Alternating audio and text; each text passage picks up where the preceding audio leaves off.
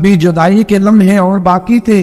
حضرت سلمان فارسی رضی اللہ تعالیٰ عنہ فرماتے مدینے کے قریب لے جا کے ام القرا ایک بستی تھی، انہوں نے میرے ساتھ دھوکہ کیا، جو لے جانے والے تھے وہ یہودی تھے، انہیں مجھے وہاں جا کے بیچ دیا۔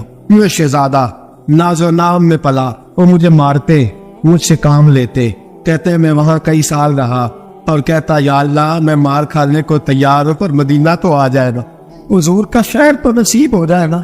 حضرت جناب سلمان فارسی کہتے ہیں اس یہودی کا چچا بیٹا، اس کا چچا زاد بھائی، اس کا کزن بنو قریظہ یہودیوں کے محلے سے آیا، مجھے اس نے کام کاج کرتے دیکھا، کھیتی باڑی کرتے دیکھا تو کہنے لگا توجہ ہے آپ کی، جاگ رہے ہیں آپ لوگ، میری بات کی سمجھ آ رہی ہے؟ کہتے ہیں کہنے لگا غلام بیچو گے؟ مجھے دے دو۔ کہتے ہیں اس نے کہا کہ 4 دینار نفع دے تو لینے۔ کہتے ہیں اس نے 4 دینار نفع لیا اور مجھے باندھ لیا اونٹ کی پشت پہ، ہاتھ میرے باندھ لیے، پیر باندھ لیے، میں رونے لگا، میں تڑپنے لگا۔ کہتے ہیں اچانک بنو قریظہ مدینے کا ایک محلہ تھا، یہاں یہودی رہتے تھے، کہتے ہیں وہاں کا وہ رہنے والا شخص، اچانک میری آنکھ کھلی تو ٹھنڈی ٹھنڈی ہوائیں، اچانک میں نے آنکھیں کھولی تو کھجوروں پہ لمبے چوڑے درخت، فرمایا میں نے دیکھا تو پہاڑیاں بھی معطر معطر سی، فضائیں بھی کرم کرم والی، عطا ہی عطا۔ کہتے ہیں 2 آنسو گرے اور میں ہنس پڑا، آنکھوں میں آنسو، لبوں پہ مسکراہٹ۔ حضرت سلمان فارسی رضی اللہ تعالیٰ عنہ کہتے ہیں میں کہنے لگا تجھے کیا ہوا؟ سارے رستے تو بہت تھا، اب کیا ہوا؟ میں نے کہا میری تھکاوٹیں اتر گئی ہیں، میری ریاضتوں کا ثواب مل گیا، میری عبادتوں کا اجر وَلَهُمْ أَجْرُهُمْ إِن تَرَكْتُهُمْ وَلَا خَوْفٌ عَلَيْهِمْ وَلَا هُمْ يَحْزَنُونَ، مجھے وہ مراد مل گیا۔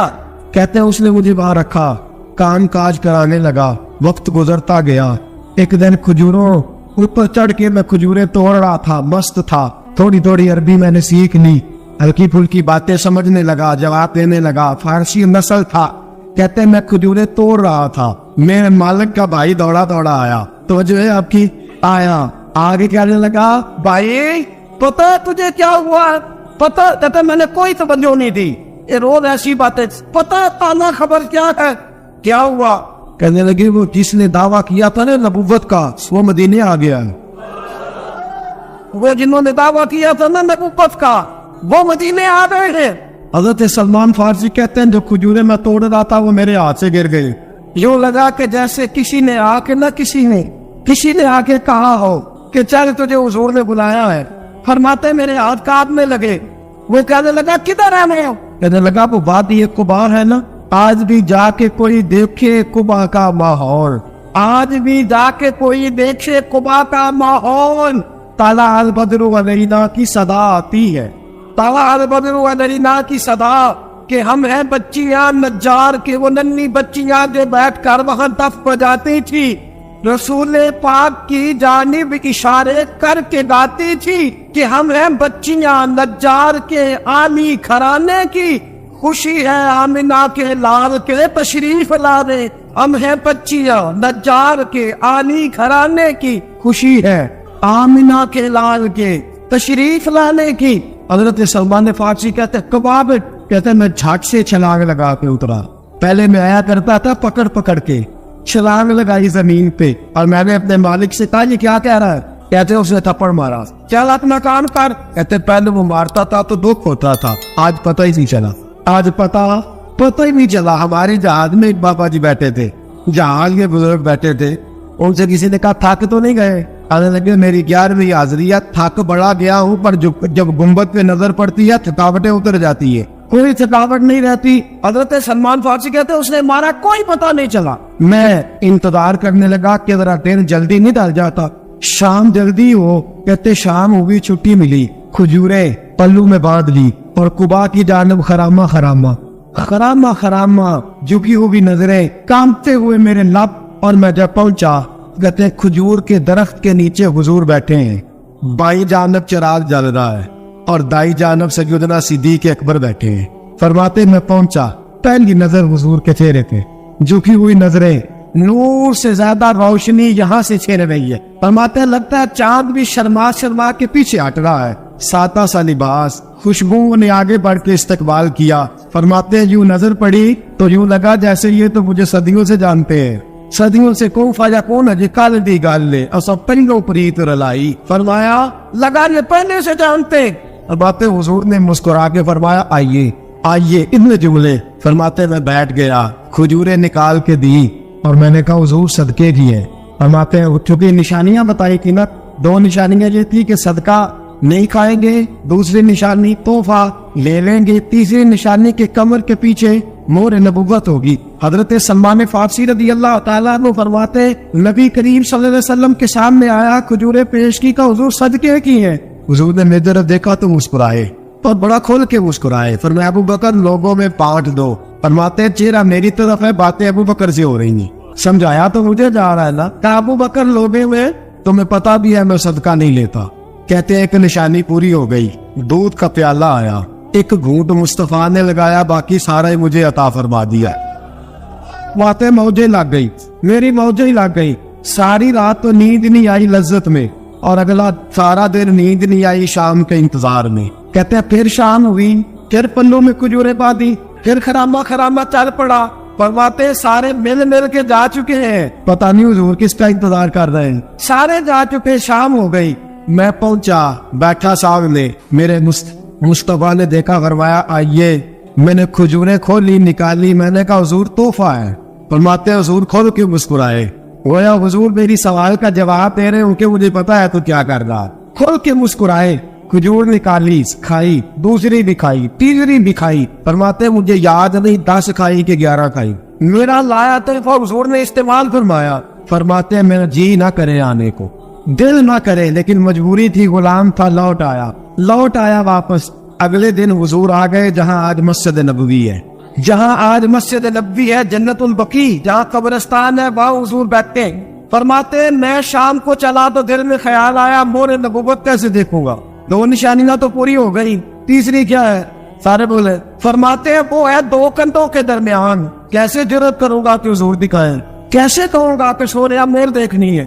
کہتے پھر دعائیں کرنے لگا دل ہی دل میں, یا اللہ ہوا چلا دے. دل ہی دل میں نا ہوا چلا دے مولا, اور حضور کی قمیض مبارک کٹ جائے, میں مور دیکھ لوں. کبھی دل میں خیال آیا کوئی صحابی آ کے کہے حضور کمر کو ہاتھ لگانے کو دل کرتا ہے. کبھی خیال آیا کہ حضور خارش کرنے کے لیے ذرا دستے مبارک پیچھے کرے, کوئی تو بات بنے. فرماتے سارے رستے میں منصوبہ بندی کرتے آیا, لیکن کیا خبر تھی مجھے کہ ساری باتیں تو مصطفیٰ کے پاس پہلے سے موجود ہوتی ہیں. فرماتے ہیں میں گیا, توجہ ایسا تھیا, کہتے میں گیا حضور کے سامنے بیٹھنے لگا. حضور نے فرمایا سلمان پیچھے آ, یہ تیری جگہ نہیں, تو پیچھے آ. فرماتے میں وہاں سے اٹھا, پیچھے گیا. جیسے ہی میں پیچھے گیا حضور نے قمیض پکڑی, مہر نبوت اٹھائی. میں نے کھول کے دیکھا, کھول کے چوما, کھول کے پیار کیا. پھر حضور نے بازو تھاما, فرمایا پاس بھی کر. فرمایا نبی کریم کے قدموں میں سر رکھا اور میں پھوٹ کے رویا. میں نے کہا سونیا میری حیات کا افسانہ پوچھنے والوں, کہیں سے یہ قصہ پڑا ہوا جائے گا. سونیا میں اصفہان سے چلا تو شام آیا, آقا میں شام سے چلا تو موصل پہنچا, موصل سے نصیبان آیا, وہاں سے میں تموریا آیا. حضور پھر میں بکا, میں نے کسی کے جانوروں کو چارہ ڈالا, کسی کے گھر میں صفائی کری, کسی کے جوتے صاف کیے, کسی کے کپڑے دھوئے.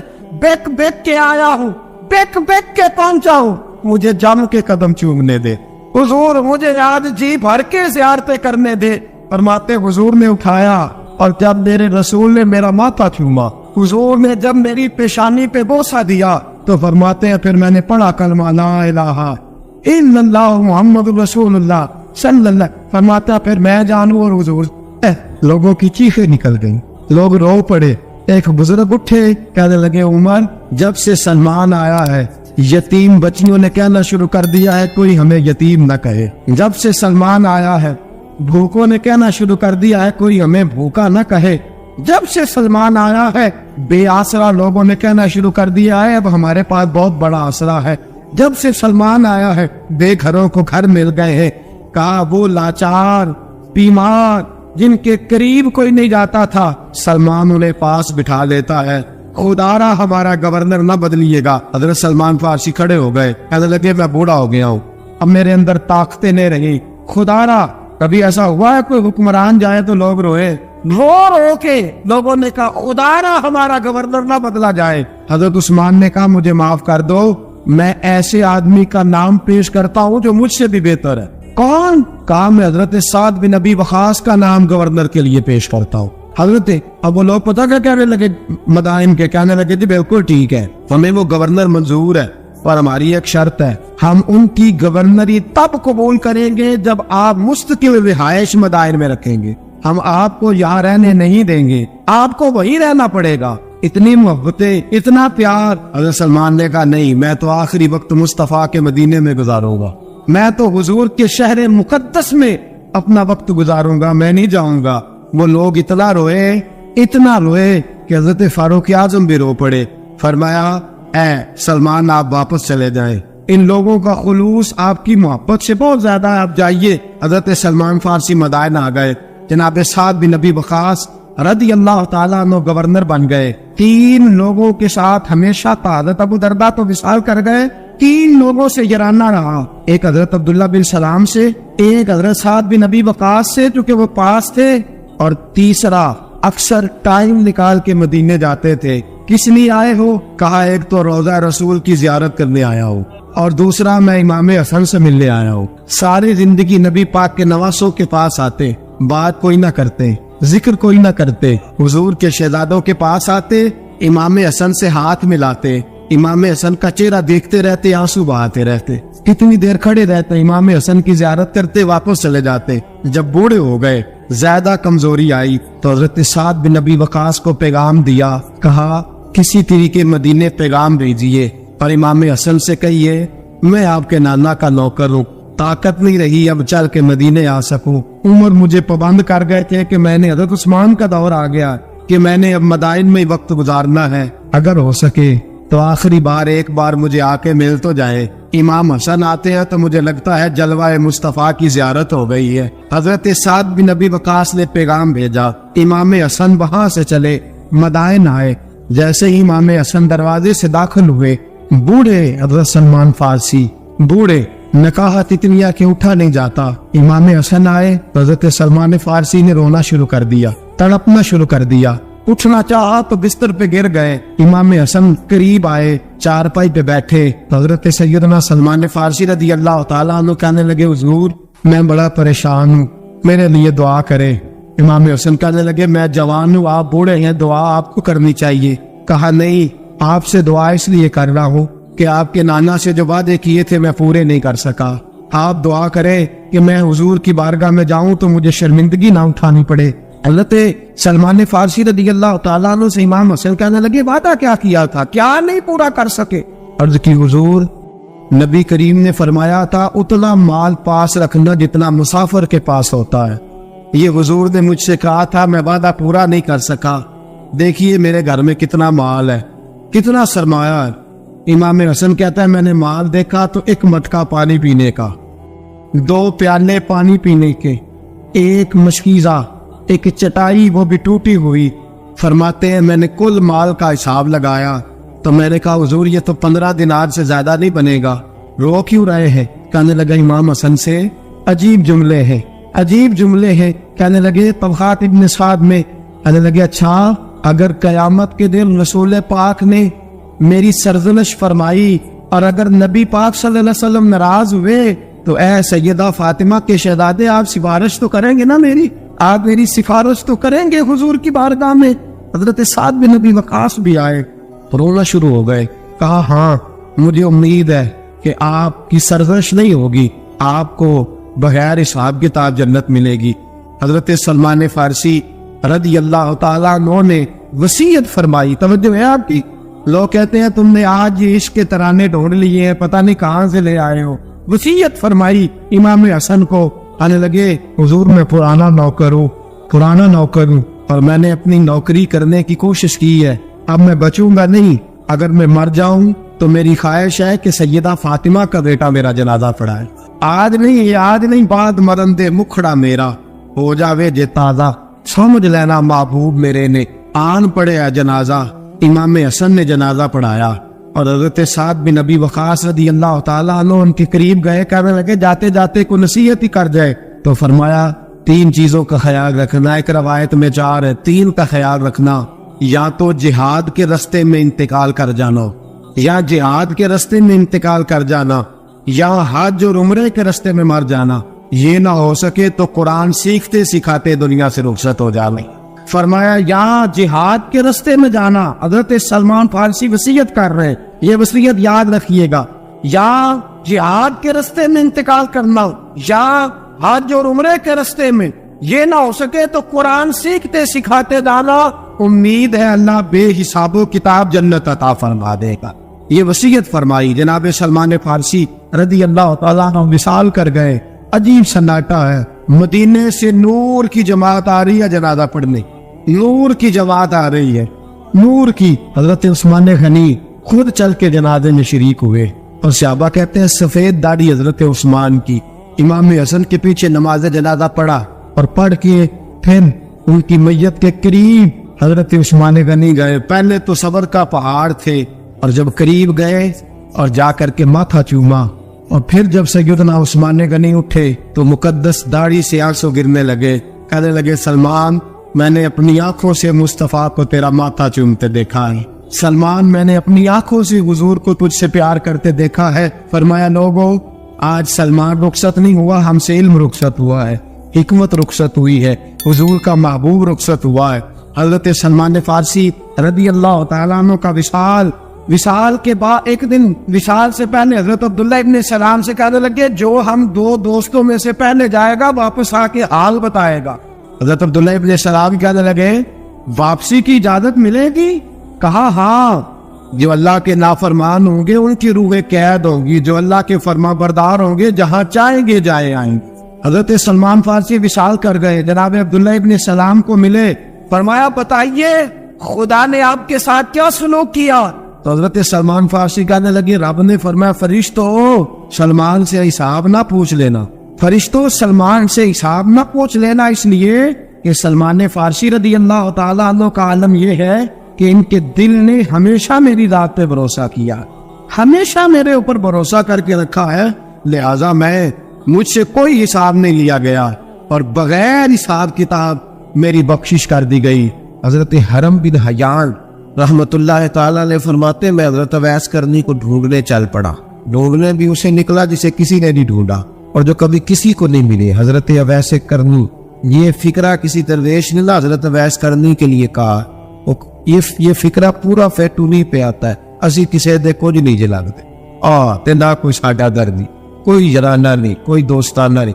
حضرت اویس کرنی کا مزار بھی کنفرم نہیں کہ کدھر ہے, بس اسی کسی دے کچھ نہیں لگتے, کیا ضرورت, بس ٹھیک ہے. اپنا جو ہے انداز سارے زمانے سے علیحدہ کر کے رکھا انہوں نے, علیحدہ, اللہ کو تھلک. حضرت خواجہ اویس کرنی کو ڈھونڈتے ڈھونڈتے کہتے ہیں میں گیا, کرم گیا.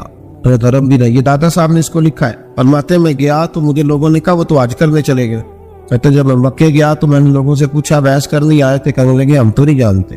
یہ تو میرے جیسے لوگ ہوتے ہیں نا, جن کی تصویریں زیادہ نکلتی ہیں تو جن کی ویڈیو زیادہ ہوتی ہے تو لوگ زیادہ جاننے لگتے ہیں, ورنہ رب کریم کے بندے تو چھپے ہوئے چکر میں پڑے ہی نہیں.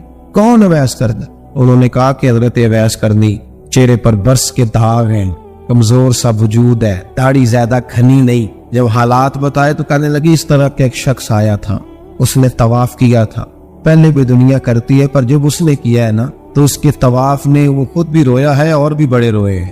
وہ جب حجر اسود بھی آیا ہے تو رنگ بدلتا دیکھا ہے. کہا وہ کدھر گئے؟ کہنے لگے پورا نہیں پتا, اتنا ضرور خبر ہے کہ ان کے انداز بتاتے تھے کہ اب مدینے جائیں گے. جناب حرم بن حیان کہتے ہیں پھر میں مدینے گیا, میں نے خواجہ اویس کو ڈھونڈا. میں نے کہا یار میں نے حضرت خواجہ اویس کرنی کو ملنا ہے, کسی نے بتایا ہے کہ وہ مدینہ شریف آئے. تو لوگ کہنے لگے ہم نہیں جانتے وہ کون ہے. لیکن نا دنیا جان گئی, دنیا میں بڑا کچھ ہو گیا, بائی نیم لوگ جاننے لگے, ہوٹلوں پہ پہچاننے لگے, سڑکوں پہ پہچاننے لگے. لیکن بات تو یہ ہے کہ جن کو پہچاننا چاہیے اگر وہ پہچان لیں پھر تو بڑی بات ہے, پھر تو بڑی بات ہے. لیکن اگر وہاں ہی پہچان نہ ہو سکے تو پھر تو معاملہ بڑا الگ سے ہے نا. عزیز بھائی, حضرت خواجہ اویس کرنی کے بارے میں پوچھا تو مدینہ شریف کے زائرین اور وہاں کے مقامی لوگ بھی کہنے لگے کوئی نہیں پتا, ہم نہیں جانتے, ملے ہی نہیں. تو کہا باریک سا وجود ہے, پرانا سا لباس ہے, برس کے داغ ہے, چہرے پہ داڑھی زیادہ گھنی نہیں, کسی کو پاس نہیں بٹھاتے, اور پھر ایک جملہ اور کہا، سنا ہے روتے ہیں تو بڑے درد سے روتے ہیں، سنا ہے بھیگی رہتی ہیں پلکیں، سنا ہے ان کی پلکیں بھیگی رہتی۔ میں 2-4 دن پہلے کسی سے سن رہا تھا شعر، اس نے کہا تھا، ایک واری میری اکھیاں تو انہوں نے اتھرو پونجے سا ہن چسکا پہ گیا رونے دا، ہر ویلے یا ہوزاری ہے۔ کہتے ہیں کہ وہ اس طرح کی اس کی کیفیت ہے۔ کہتے ہیں میں نے کہا یار وہی تو بحث کرنی تھی، کدھر گئے؟ کہنے لگے کوئی خبر نہیں، جب وہ آئے ہیں تو ان کے آنے کا انداز ہی نرالا، سسکیاں اور آہیں نکل گئیں اس شخص کی جب وہ مدینے آیا۔ حضرت حرم بن حیان کہتے ہیں میں ڈھونڈتا رہا، تلاش کرتا رہا، پھر میں ان کو ڈھونڈتے ڈھونڈتے عراق میں آیا تو نہر فرات کے کنارے ایک کمزور سے آدمی کو ریت کے ٹیلے پر بیٹھ کے وضو کرتے دیکھا۔ کہتے ہیں جب ان کا وضو مکمل ہوا تو میں نے کہا السلام علیکم، کہتے انہوں نے چہرہ نہیں پھیرا، وہیں بیٹھے بیٹھے کہنے لگے وعلیکم السلام یا حرم بن حیان، یا حرم بن حیان وعلیکم السلام۔ کہتے میں نے کہا کہ من انت، آپ کون ہے؟ تو کہنے لگے وہی ہو جسے تم مکے اور مدینے ڈھونڈتا رہا۔ تو کہتے میں نے کہا حضور آپ میرا نام کیسے جانتے ہیں؟ بڑا خوبصورت جملہ ہے، اللہ کرے آپ کو یہ یاد رہے، سبق کبھی نہ بھول، یہ سبق کبھی نہ۔ بابا صاحب کے مزار پہ گئے تو خالی آ گئے، داتا صاحب گئے تو خالی ایسے ہی چلے گئے، ہم فارغ لوگ تھے، کوئی کام نہیں تھا کہ بابا فرید کی گلیوں میں گھومتے رہے، ہم فارغ تھے کہ 2 بجے حضرت سلطان بابو رحمت اللہ علیہ کی جالیوں کے سامنے کھڑے رہے، ہم کو پتھر چاٹنے والے لوگ تھے کہ آدھی رات بیت گئی اور ہم بزرگان کرما والا شریف کھڑے رہے۔ یہ کیسے ہو گیا کہ محدث اعظم کے مزار پہ کھڑے رہے؟ ایسے ہی کوئی بات تھی؟ حضرت ویسے کرنی بول کر فرمانے لگے، کہنے لگے کیا کہا تو نے کہ میں تجھے کیسے جانتا ہوں؟ فرمانے لگے تو مجھ سے پیار کرتا ہے، عارف تو روحی من روحی کا، میری روح تیری روح کی جاننے والی ہے، یہ روحوں کا رشتہ ہے، یہ خطا نہیں جایا کرتا۔ عارف تو روحی من روحی کا، میری روح تیری روح کو جانتی ہے۔ یہ کیسے ہو گیا؟ کوئی ایسے لوگ تھے تو اتنی جگہ مجھے تلاش کر آیا اور میں تجھے جانوں نہ؟ یہ کیسے ہو سکتا ہے؟ یہ کیسے ممکن ہے؟ تو ڈھونڈتا رہا گلی گلی اور میں کہوں کہ میں تجھے جانتا نہیں؟ فرمایا حرم بن حیان میں، ہاں میں دعا کرتا ہوں اللہ کی بارگاہ میں کہ رب کریم مجھے اور تجھے جنت میں اکٹھا کر دے۔ کہتے ہیں جب انہوں نے یہ دعا کی تو وہ چل پڑے۔ میں نے کہا حضور کہاں جا رہے ہیں؟ فرمانے لگے میرا پیچھا نہ کر، میں کسی اور منزل کا مسافر ہوں، اور جس رستے میں چل رہا ہوں نا ان منزلوں پہ ساتھ نہیں کسی کو لیا جاتا، یہ میری اپنی ذاتی منزل ہے، اس پہ پاؤں پہ چھالے ذرا سخت ہوتے ہیں، ہر آدمی کا کام نہیں یہاں چلنا، تو مجھے تنہا رہنے دے اور مجھے اپنی مرضی سے چلنے دے۔ کہتے میں نے منت کی تو کہنے لگے بس انہیں جدوجہد بڑی کی تھی تو تیرے ساتھ ملاقات کر لی، تجھے پہچان لیا، تیرے ساتھ بات کر لی، ورنہ میں کہہ چکا ہوں اسی کسے دے کچھ نہیں لگ دے۔ اسی لیے میں نے حضرت غالباً امام شورانی رحمت اللہ علیہ یہ حوالے سے پڑھا ہے کہ قیامت کے دن جب حضرت ویسے کرنی جنت میں جائیں گے تو ممکن ہے اس وقت بھی لوگوں کو دیدار نہ کرایا جائے، بلکہ امام شورانی کہتے ہیں اللہ 70,000 فرشتے ان کی شکل کے پیدا فرمائے گا اور ان کے جھرمٹ کے اندر چھپا کے انہیں جنت میں داخل کرے گا۔ ملاقات کس سے ہوگی؟ صرف انہی سے ہوگی جن کے لیے انہوں نے زندگی گزار، یا خدا سے ملیں گے یا مصطفیٰ کریم سے ملیں گے۔ یہ لوگ تو محبت کریں، صالحین کا پیار، نیک لوگوں کی محبت، صالحین کی محبت رستہ آسان کر۔ کوئی شک نہیں کہ زمانے میں سارے لوگ اچھے نہیں ہوتے، برے لوگ بھی آئے ہیں مارکیٹ میں، ہوتے ہیں، لیکن 2 4 5 10 بروں کو لے کر کے اچھوں کی محبت چھوڑ دیں گے، نیک لوگوں کا ذکر چھوڑ دیں گے، ان کا پیار چھوڑ دیں گے، ان کا تذکرہ پڑھنا چھوڑ دیں گے، ان کے پاس بیٹھنا چھوڑ دیں گے۔ گزشتہ دور میں جو بادشاہ بھی نیک ہوئے نا وہ بھی صالحین کی محبت کی وجہ سے نیک۔ اورنگزیب عالمگیر اگر کچھ بہتر ہوئے تو اس لیے کہ ملا جیون نیک آدمی سے محبت کرتے۔ ماملوک غزنوی کی بہتری کا سبب یہ تھا کہ حضرت سیدنا ابو الحسن خرقانی کے پاس جایا کرتے۔ صالحین کی محبت نے بادشاہوں کے رخ بدلے، بادشاہوں ان لوگوں کو پیار تھا تو اعلیٰ جہانگیر بادشاہ جایا کرتا تھا خواجہ اجمیر کے آستانے پر۔ لوگ کہتے ہیں کہ بڑے سخت دنوں میں بھی ہم اس کی آنکھوں میں آنسو دیکھا کرتے، درد والی جگہ پہ جاتے تھے نا لوگ تو درد مند ہو جاتے۔ اس لیے صالحین کا پیار کبھی نہ چھوڑے، کبھی نہ چھوڑے۔ میرے بھائی کپڑوں پہ مٹی پڑ جائے نا تو کپڑے دھوئے جاتے ہیں، اتار کے پھینکے نہیں چاہتے، چیزیں غلط ہو جائیں تو گرد جھاڑی جاتی ہے۔ اس نظام کو چھوڑا، صالحین کا پیار کبھی نہ چھوڑنا، کبھی نہ چھوڑ۔ رب کریم کے بندوں کی محبت اللہ تبارک و تعالیٰ کے قریب کرے گی آپ کو، اللہ کے بندوں کی محبت آپ کے اندر جلوے پیدا کر، اور اگر آپ ان کو پڑھیں گے، میں جب پاک پتن شریف جاتا ہوں یا کسی مزار پر میں کھڑا ہوتا ہوں تو وہ جو حالات پڑے ہوتے ہیں نا بزرگوں کے، وہ سامنے آتے ہیں کہ یہاں خواجہ نظام الدین محبوب الہی تشریف لائے. لیکن اگر کوئی بندہ سوچے تو ہو سکتا ہے کہ اس کے کلیجہ پھٹنے کو آئے جب خواجہ نظام الدین صاحب کہتے ہیں کہ یہ